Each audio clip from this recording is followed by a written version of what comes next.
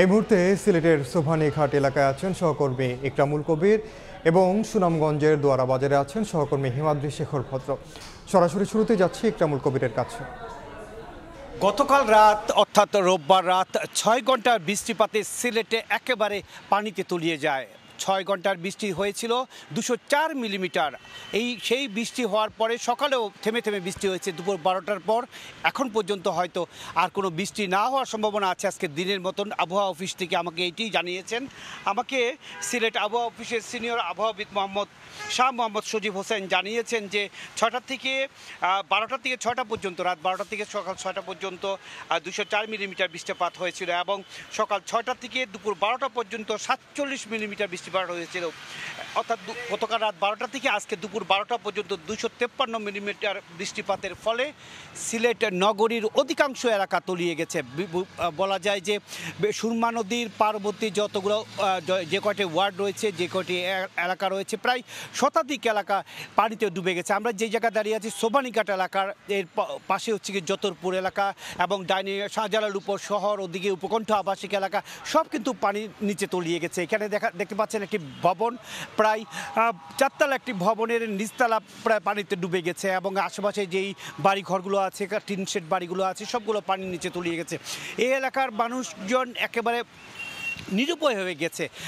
এই অবস্থা চলতে থাকলে আরও কয়েকটা দিন, এই পানি কিন্তু আজকেই প্রথম নয়, এই পানিটা কিন্তু ৪-৫ দিন ধরে এই ধরনের বিভিন্ন জায়গায় পানি দেখা দিয়েছে। বুধবার রাতে যখন ভারত থেকে পানি নামতে থাকে বিভিন্ন শাখা নদী উপনদী দিয়ে, তখনই কিন্তু পানি বিপদসীমার উপরে চলে যায়। তারপরে এখন পর্যন্ত সুরমা এবং কুশিয়ারা 4টি পয়েন্টে বিপদসীমার উপর দিয়ে প্রবাহিত হচ্ছে।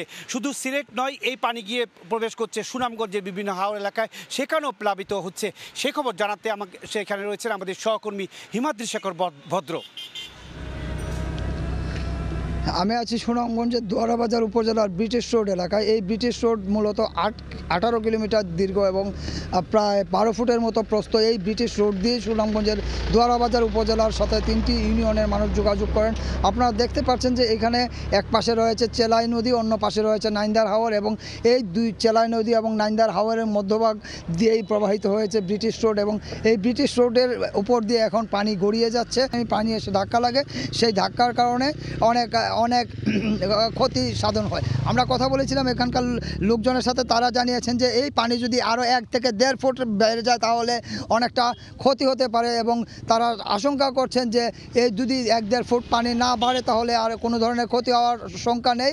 তিনি জানিয়েছেন যে এখন পর্যন্ত কোনো বাড়ি ঘরে পানি ঢুকেনি এবং মানুষজন এখনও নিরাপদে আছেন এবং গত 3 ঘন্টা যাবৎ এখানে বৃষ্টিপাত বন্ধ রয়েছে এবং সেই বন্ধ থাকার কারণে পানির যে প্রবাহ, সেই পানির প্রবাহটা অনেকটা কমে এসেছে এবং এই সড়কটা দিয়ে যানবাহন চলাচল করছে। আপনারা দেখতে পাচ্ছেন যে সকালের দিকে এই সড়কে যানবাহন চলাচল বন্ধ ছিল।